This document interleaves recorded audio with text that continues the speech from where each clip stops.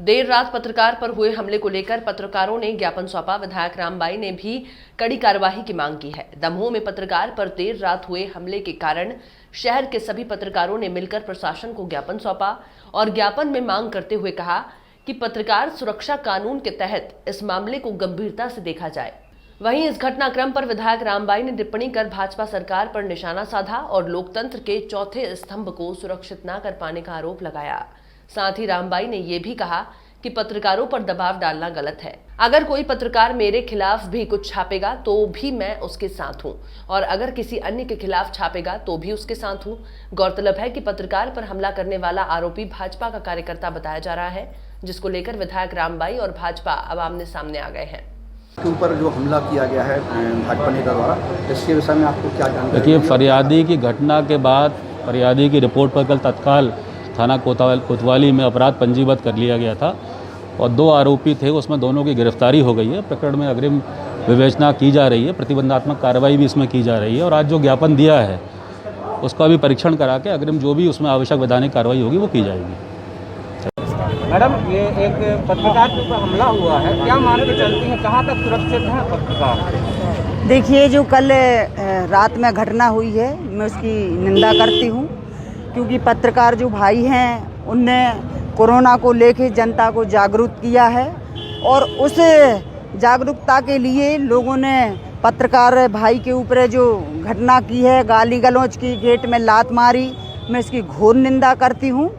और जो पत्रकार भाई हैं उनने एफआईआर दर्ज करवाई है, तो जो जैसी वो एफआईआर दर्ज करवा रहा है उसी तरीके की लिखना भी चाहिए। और आज जब बताओ, जो भारत के जो चौथा स्तंभ मीडिया पत्रकार भाइयों के लिए कहा जाता है और वो भी एक न्यायपालिका की तरह है, जनता के बीच में बरहमेश जो सच्चाई है वो रखते हैं। कभी उनने पक्षपात नहीं किया, कोई भी हो, चाहे कोई भी पार्टी के नेता हों, सच्चाई की जानकारी निकालते हैं, फिर पेपर में प्रसारित करते हैं। और ऐसे अगर स्थिति बनी, अगर बताओ पत्रकार भाई सुरक्षित नहीं है तो आम आदमी की क्या हालत होती होगी।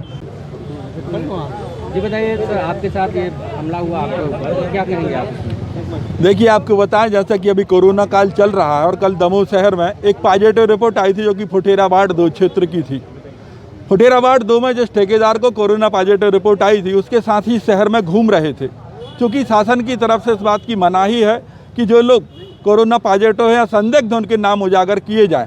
इस वजह से मैंने अपने न्यूज़ पोर्टल में जो खबर अपडेट की उसमें आम जनता को अलर्ट किया कि भूरा गैंग से ज़रा बच के।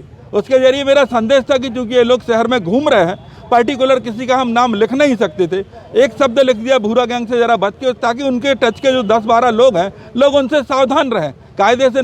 मैडम, ये एक पत्रकार के ऊपर हमला हुआ है, क्या मान के चलती हैं, कहाँ तक सुरक्षित हैं पत्रकार? देखिए, जो कल रात में घटना हुई है मैं उसकी निंदा करती हूँ, क्योंकि पत्रकार जो भाई हैं उनने कोरोना को लेके जनता को जागरूक किया है और उस जागरूकता के लिए लोगों ने पत्रकार भाई के ऊपर जो घटना की है, गाली गलौज की, गेट में लात मारी, मैं इसकी घोर निंदा करती हूँ।